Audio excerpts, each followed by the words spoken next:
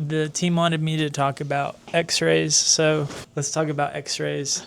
This is the x-ray unit, right guys? Yes. What can I say? So these are great low radiation digital x-rays that give us a view of like the head and neck. And this is also the room where we take pictures. So if you see, like, we can get like really nice diagnostic pictures. Sophia is a great photographer. Yes. And she takes great dental pictures.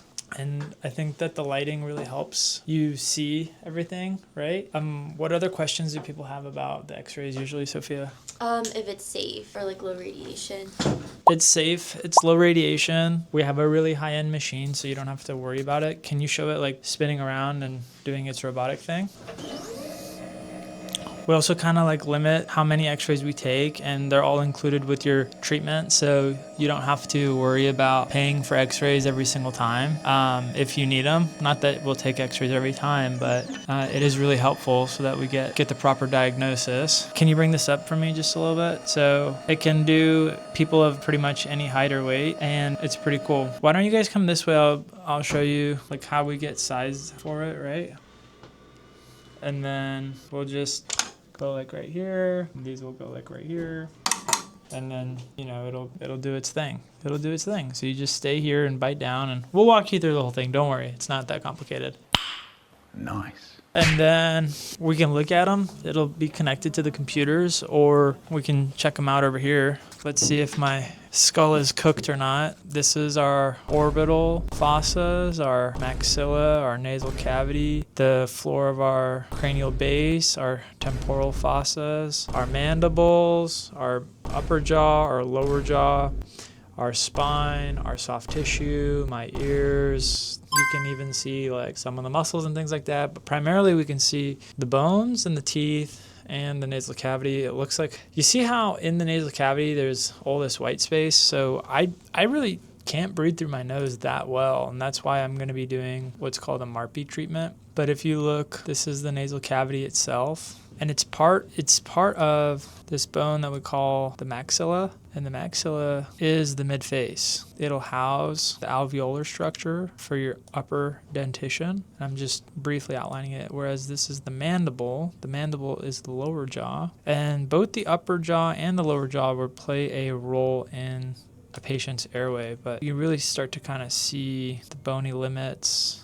There we go. This is a turbinate. So turbinates inside the nose, and what they do is they warm, humidify, and get the air ready to enter into your lungs. So these are what the turbinates are. They can swell over time, they can enlarge, they can switch from left to right. Which one is swollen? About every 2 hours or so it does. And there is the inferior, middle, and superior turbinates. And so if we keep that image in mind, and then you're looking right here, so if you can see, there it is.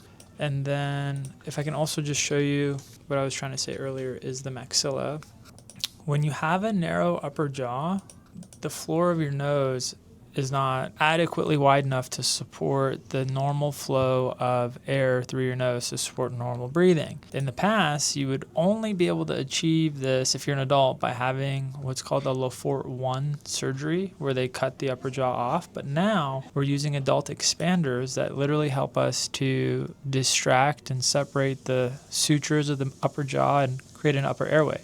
What that does is that it creates a larger nasal cavity, which makes it easier for you to breathe. There's a lot of great research out here about this, and it's totally legit. I'm pretty excited about doing my own treatment. Here's what those MARPEs tend to look like. They're custom made. That's a little bit about x-rays. This is one type of x-ray called a periapical cephalometric x-ray, which means that it's an x-ray of the skull from the anterior to posterior direction. We just call this a PA-ceph. More commonly in orthodontics, we've always looked at patients from the side, the lateral ceph. So if I can show you, this is what is called a lateral ceph. And in a lateral ceph, you can really see the outline of the nose, where those turbinates extend to, and then you can see the airway going down. So if we can just review, here's the upper jaw, here's the lower jaw, but the upper jaw actually continues up to this inferior orbital rim. So we typically just think about it as this piece here, but The upper jaw goes up. It includes some of the zygomatic, includes the inferior border of the orbit, and includes this anterior portion. And you can see here where the airway is at, right? And there's going to be 3 levels: the nasopharynx, the oropharynx, and the pharyngopharynx.